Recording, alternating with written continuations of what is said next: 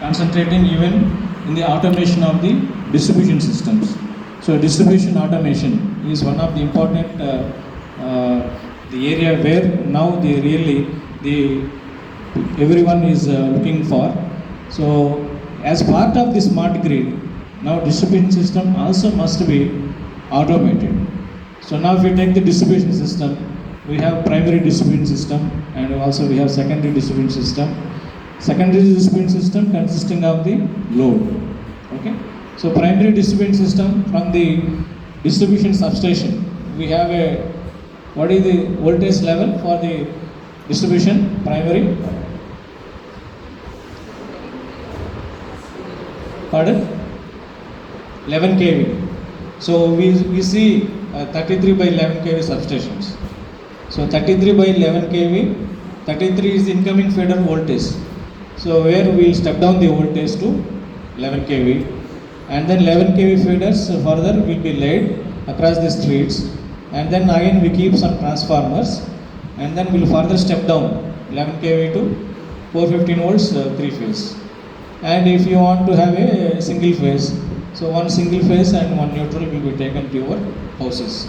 So that is the 230 volt single phase. Now the substations and the primary systems and the secondary systems and the service wires and the loads. So loads are different nature. So we have a residential load, we have a commercial load, we have a industrial load. So now all these things should be automated. So if you take the substation side, so substation side, the substation voltage levels, okay, the transformer heating, transformer voltage levels, bus bar functioning, and the feeder functioning. So all these switches are operating or not, the relays properly functioning or not. So all these things should be monitored without any human being. So that means one should be able to monitor all these functionalities. So that means unattended. Nowadays physically the people should go there and check the voltage levels and the relays functioning or not, all these things. So without physically going there and able to monitor all these functions, so then we can say that it is the automated, substation is automated. Similarly the feeders, so feeder voltage levels, feeder current carrying capacity levels, so load levels, all these things should also be monitored. So then from the central station, then we can say that it is automated. Even consumer load also, so should be automated. So from the remote load center, they should be able to disconnect the load. So entire load, I want to switch off entire a commercial building is there. So I want to switch off the power for the entire commercial building. So that I can remotely from the control center able to disconnect that corresponding commercial building. Or if any industry is there, so you want to disconnect the power supply to the industry. So then we can, from the control center, we can disconnect it. So then when that is possible, okay, disconnection of the load. Or in a big complex, only you want to disconnect the AC load. So keeping the lighting load and other fan load, you want to disconnect only the AC load. So then you should be able to disconnect the AC load from the control center. So here if you see that in all these functions, the ultimate application is electrical side, but the implementation of all these functionalities will be done by the other engineers like electronics and communication engineer and computer science engineer. So you need to develop the software and we need to have the communication. So communication, what type of communication we need to use it for the automation purpose. Whether you need to use the one-way communication or two-way communication, or in two-way communication we have different types of communications. So earlier we used to have the power line carrier itself as the communication, now satellite communication, okay? So microwave communication, radio wave communication, we have different types of communication. So where the electronics people will involve in this work. So application is electrical application, but the people to be incorporated is the electronics people and as well as the computer science people. So earlier all the engineering systems used to operate independently. So civil separate, electronics engineer surveyed, they used to work, and the electrical engineer, they develop a transmission system or develop a generator system, they used to operate independently. But now it is not the case. So we need to work multidisciplinary. Okay, everywhere now the software has come, everywhere the communication has come. So for all the applications, not only for electrical applications, even for mechanical applications also. So now if you see the automobile, so earlier we used to have only car. Now car has got many automation features. So where the embedded systems are incorporated, electronics are incorporated. So we can control the speed. So whenever for the latest cars, whenever a human being interrupts the path, so it automatically applies the brake, and it will show the tire pressure, okay, and the cruise control. So when you go for a highway, so without applying the acceleration, so you will set the speed and automatically it will go. So all these controls is possible through the sensors, where again the electronics people and software, we need to develop the software required and embed. So that means nowadays it is not independent. So we need to work with the multidisciplinary. Okay. So likewise, even the smart grid. So smart grid, electrical students alone cannot work. Application is our grid, but where we need to implement the sensors and the remote terminal units and the SCADA systems. So all these will be implemented by again the electronics and communication and software developed by the software people. So this is one area where we can concentrate the smart grid technologies. So nowadays we also talk about the IoT applications. Okay, IoT is also one of the upcoming area. So where we study as a core subject. So IoT is, what is IoT? Internet of Things. So similar to the IoT, there is one more term called the GOT. What is GOT?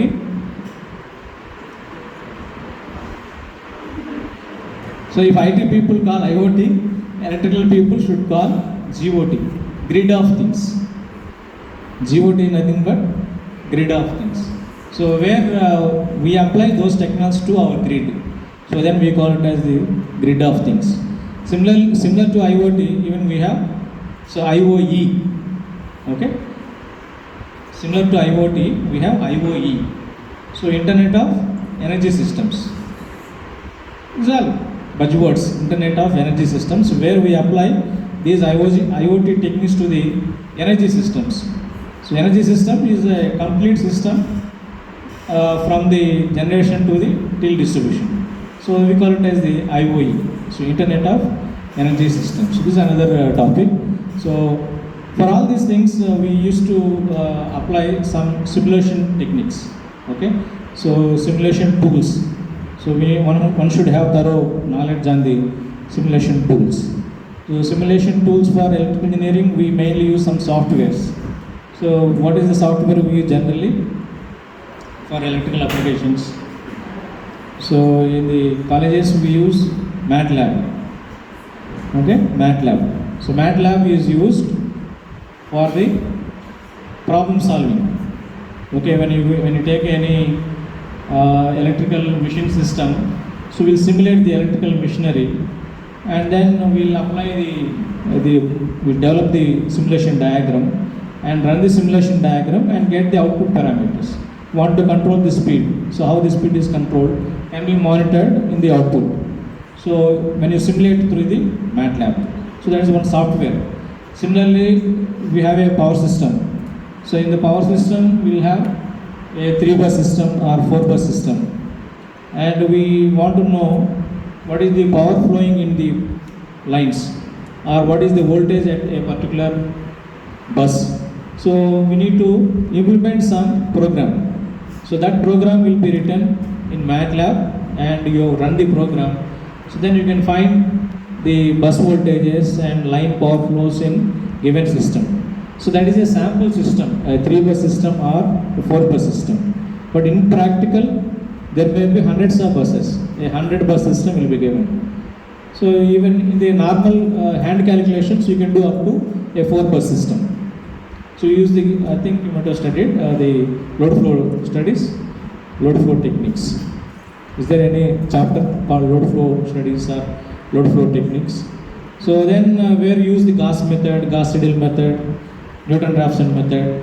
So all these methods we use and then find the required parameters.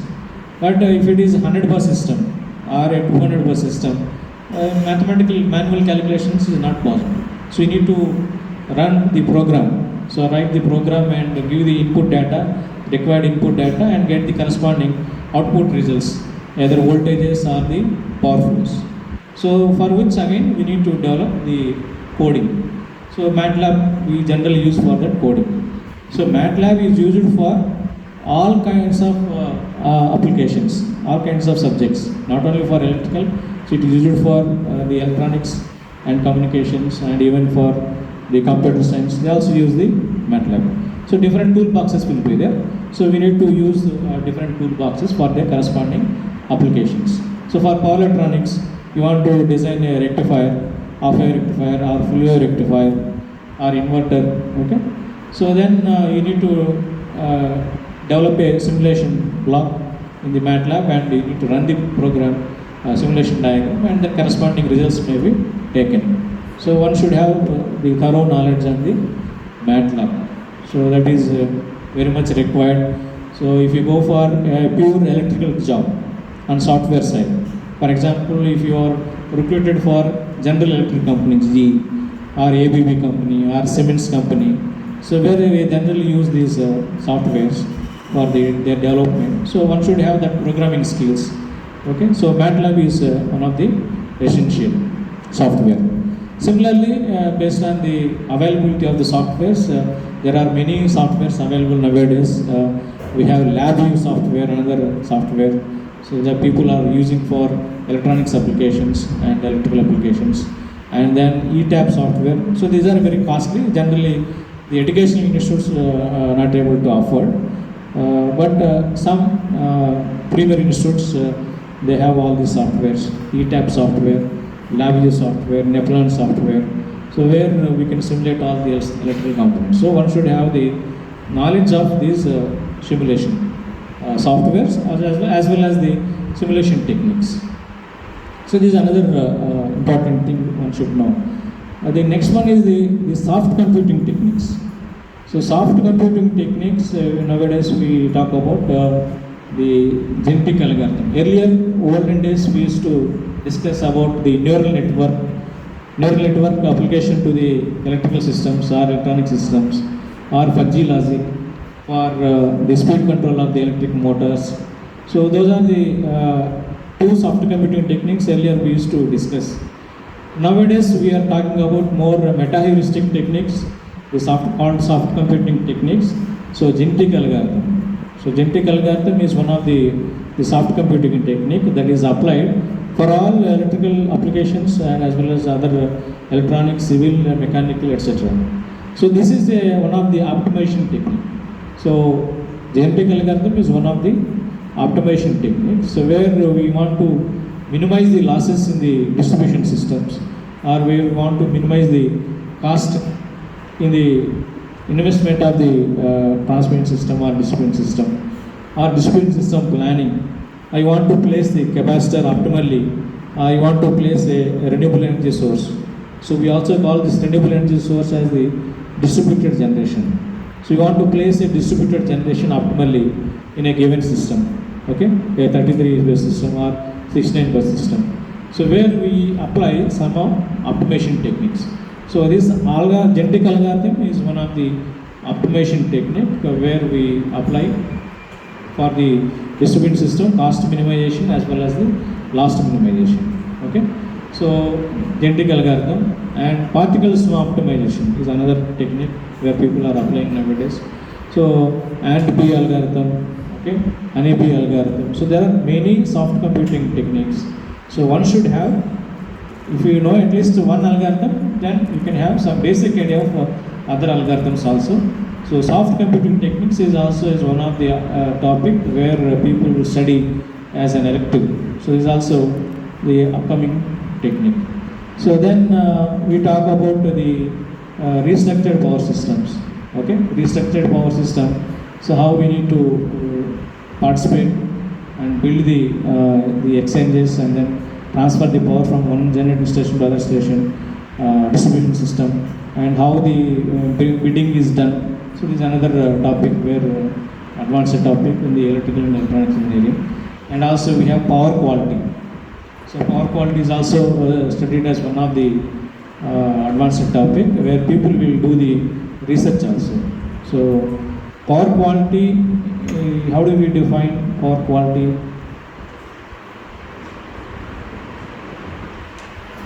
How do we define power quality?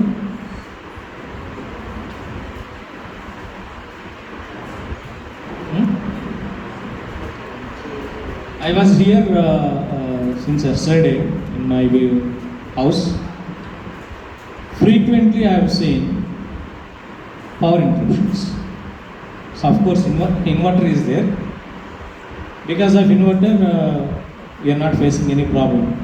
So if inverter is not there, so frequently power interruptions. Within 2 minutes power goes and power comes. Sometimes within few seconds power goes and power comes. So when these interruptions are there, so it is nothing but it is a power quality problem. We are not getting quality power.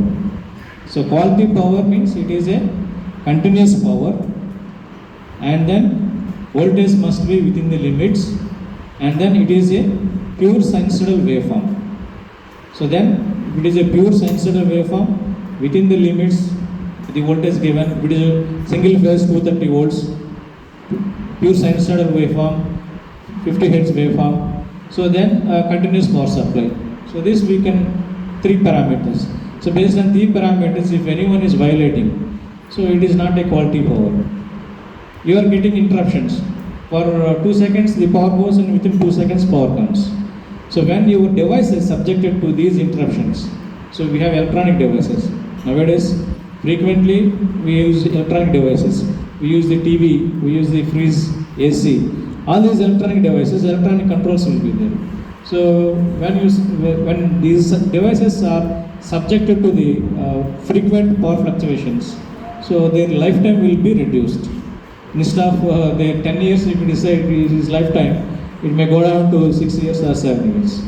So their lifetime will go into reduce because of these power quality problems. And these power quality problems we need to find what are the sources where this power quality problem comes, and then what are the mitigation techniques we can apply to mitigate these power quality issues. So this is another topic, okay? So where we can concentrate. Nowadays people are also doing some research on this power quality. So my students, some two to three research scholars are doing in it. Already 2 students awarded their PhD also on the power quality. So this is another upcoming area in the electrical and electronics engineering. So then we talk about the microgrids. Okay, so microgrids. So independently in hilly areas, if you go to the Jammu and Kashmir or Ladakh area, so where we cannot, the Himachal Pradesh, where they are hilly areas, so we cannot lay a transmission line or a distribution line. It is very difficult. Okay, in such places, so we need to have independent grid. So those grids we can call it as the microgrid. So where some 100 kilowatts or 200 kilowatts generation is taking place through the solar system or through any other alternate mini hydro system. Okay, so then we can develop for those villages, so which are far away from the cities, and then it is difficult to reach there. So then we can have independent microgrids. So there we use some solar systems and then inverters, converters, and then develop the microgrid. So this is another concept where we can concentrate. So these are microgrid topics. So these are the some of the topics where people can concentrate in the electrical and electronics area. So as I said, it is not purely only electrical nowadays. So it is multidisciplinary So one can want to develop the any model. So one should have the support from the electronics or computer science people. Then we can develop a model in the required format. Okay. So that is one topic. And then if you want to develop some knowledge, so you need to participate in the conferences. Okay.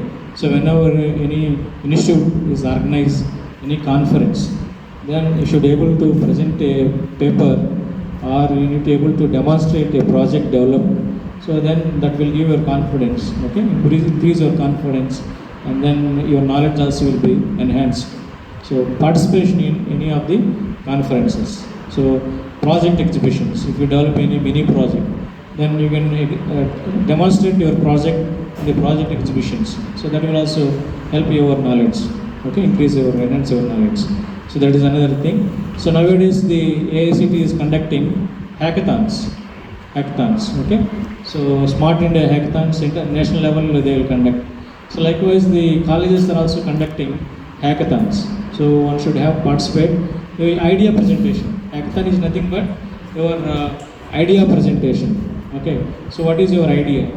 So now we talk about the startups, incubation centers. So all the startups, they are there. If you have an idea, good idea, and you should be able to demonstrate that idea, then the people will come and invest in your idea and take to the market. Okay. So you need to participate in such competitions. So then only you can get some exposure. So now we talk about the Ola cab. Okay. Earlier we don't have that Ola cab. Similarly, we talk about the Swiggy, Zomato. So where they serve the food. Okay. Is there Swiggy in KAVALI? Service. Huh? So in Swiggy and Zomato, it is there in cities. So where if you order for food, they will take the food from the restaurant and deliver to your home. Similarly, in the COVID period, so they avoided the food and then they started giving the vegetables and other requirements. Okay, other essentials. So this is all these Swiggy, Zomato, all these companies, they have started with some startups only. So they have come up with the idea and people have invested some money and they are coming to the market. So similarly, if you have any idea and that if you are able to present that idea into the hackathons, and that idea will be converted into a product, and then product will be going to the market. So different levels they will take up, and then that will be purchased, and then you can get the patents on the product and the idea whatever you have presented. So nowadays we are also talking about the patents. So earlier days we used to call about the paper presentations. So where the students go and present the paper. So nowadays the premier institutes, they are not asking for paper presentation. They are asking for patents. Patent. So if you have an idea, that idea you need to apply for a patent. Okay, or if you have a device, or if you have a design, so that you need to apply for a patent, so that no one will steal your idea. Okay, it can be protected.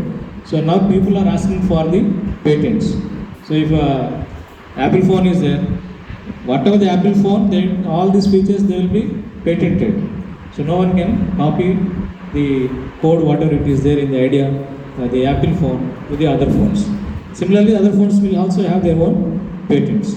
So likewise, now the country concentrating on developing more patents. So though it is a routine process, a routine thing, we know it, but if somebody take it as a patent, he claims that this idea is mine and you need to pay if you use my idea. Okay, so concentrate on applying for the patents. So that is another thing. So we talk about the Make in India. So as part of Make in India, so ideas must be presented, and then those ideas will be converted to designs, and designs will be product. Okay, and then that will be patented in every stage. So your knowledge will be protected.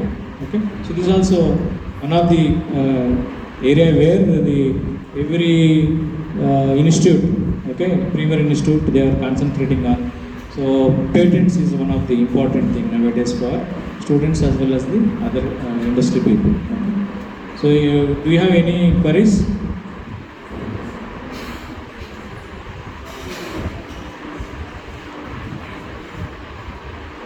Any queries?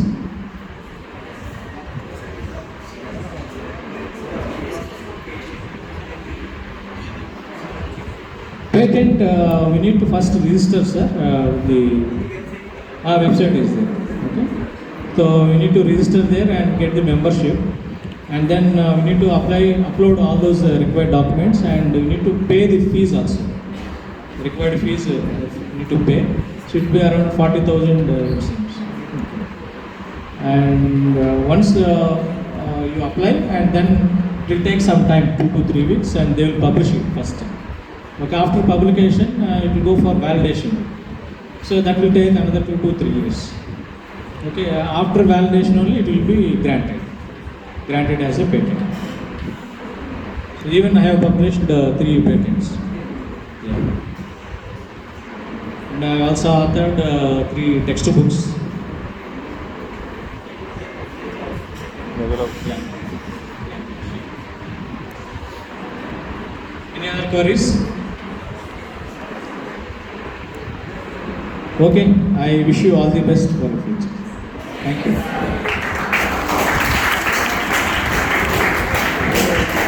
Okay, sir, many thanks for visiting DBS college and enlightening my students on the latest technologies on the grid and on the grid. Okay, and hope our students also will start. So far, they are only presenting the papers, and now onwards they plan for patents. Thank you, sir, once again for.